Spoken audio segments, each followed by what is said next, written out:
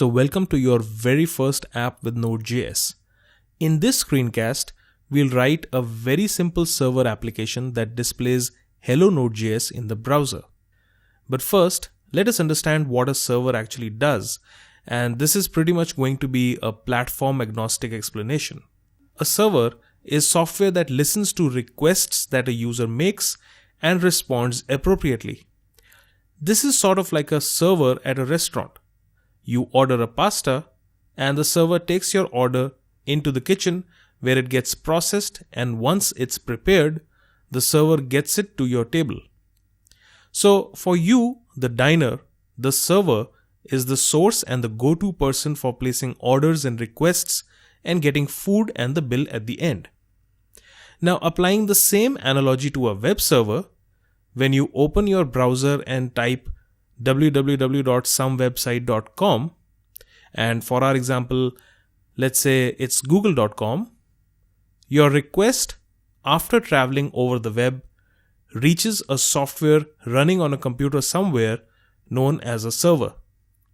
The server then analyzes your request and fetches the data from its hard drive or perhaps a database or someplace else, and it sends it back to you. But before sending the data back to your browser, as a response, the server sends a header.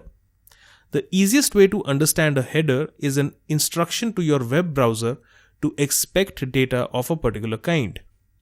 So let's say you requested a JPEG image from the server will first send a header which looks like this. The left part of this statement says content type, which signals the browser to take a note of what's coming next. The right part of the statement, after the colon, is where the server actually describes the kind of data that it is sending. So for a JPEG image, this would be image/JPEG. These are also called MIMEs or multi-purpose internet mail extensions, and it was a specification originally designed to describe various kinds of content types for email applications. This was, however, also used for data transfer protocols like HTTP, as we can see here, in the case of a web server. So, after the server sends the header, it then follows it up with the actual content before closing the connection. Another thing that goes along is an HTTP status code, which is a 3-digit number that describes the state of the response. So for instance, if everything's okay and the content is being sent by the server, the status code would be the number 200. On the other hand, if the user has requested some web page or content that does not exist on the server, then the server returns the status code 404, which means content not found. Similarly, you've got 500, which is sent if the server encounters an error processing the request, and so on. If the user creates another request, then the entire process repeats again. Now, let's try and implement this using Node.js. So first, in your text editor of choice, and I prefer using Sublime Text, create a new file and we'll save this as HelloNode.js. Remember, Node.js is JavaScript on the server, so all files would have the JS file extension. Next, within single or double quotes, type use strict and end it with a semicolon. The use strict expression enables a restricted mode of JavaScript that intentionally prevents bad coding practices and eliminates the use of mistakes that result in inefficient code. So ideally, put this expression on the first line of every JavaScript file that you write, and you're off to a better start already. Here in Node, and at the time of this recording, the use strict expression does something more. It enables the use of ES6 features that Node.js supports out of the box. In the future, you should not be explicitly needing the use strict expression. However, as a better coding practice, always prefer using it. On the next line, I'll create a constant identifier called HTTP, and we are using a constant because we do not want this identifier to be used anywhere else again. And I'm going to set it to require Node's HTTP module. Now, one of the strong points about Node.js originally was its use of the CommonJS module format and the ability to bring in functions or methods written in external files. While a regularly used and standard feature as far as other languages like Java or Python go, JavaScript never really had the native luxury of segregating functionality into manageable components spread across files. Therefore, specifications such as CommonJS and AMD filled the gap by adding support for modules and enabled developers to have real modules which could be easily imported into other files and scripts. Since Node.js was born in the pre-ES6 era, it uses the CommonJS specification as standard for bringing modules in from external files. ES6, on the other hand, has brought modules as a native functionality within JavaScript.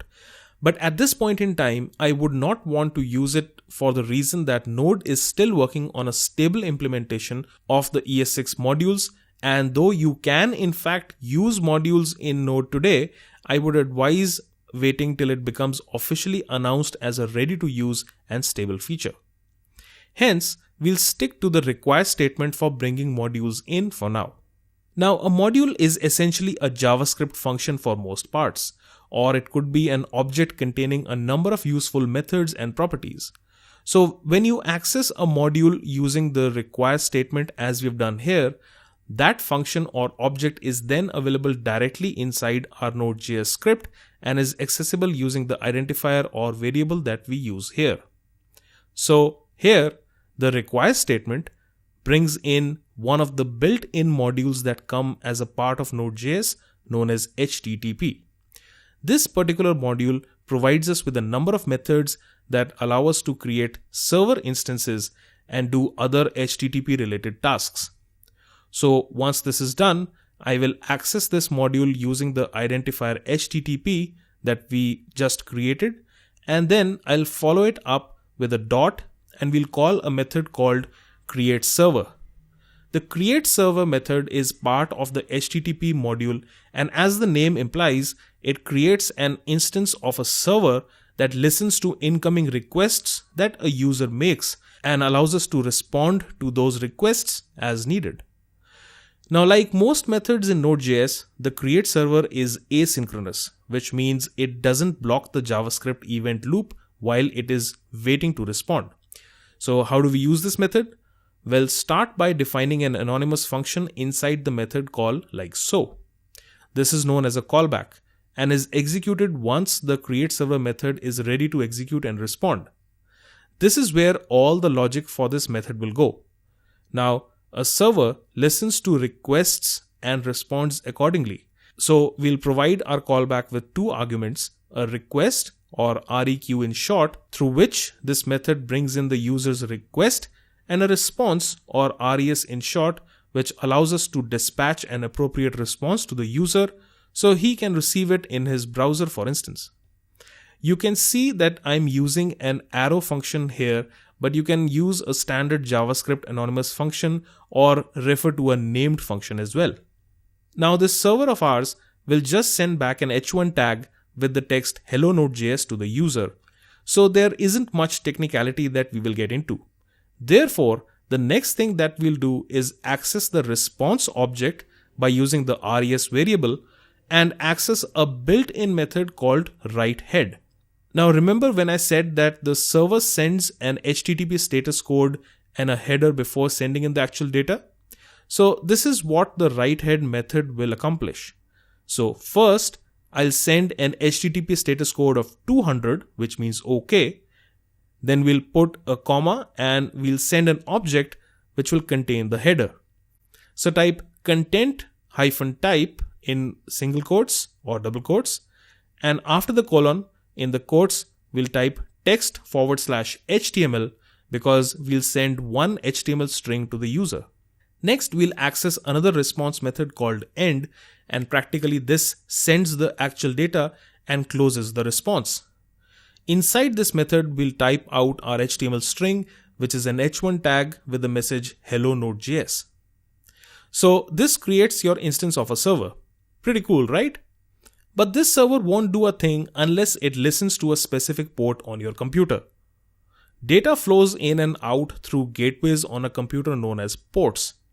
Typically, web servers work on port 80.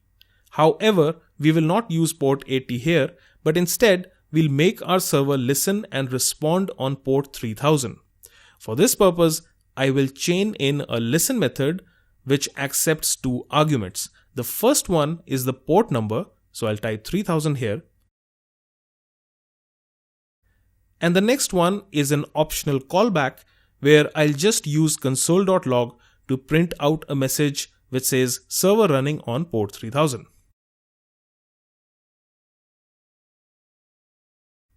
And that's it. Now open up your terminal and navigate into your folder which contains the HelloNode.js file. To run the server, we'll type node followed by a space and followed by the name of the file, which in this case is HelloNode. You may or may not type in the .js extension. Press enter and you can see the message server running on port 3000, which we console logged out from within the callback in our listen method. At this stage, your server is waiting for a request. So let's open up our browser and type localhost:3000.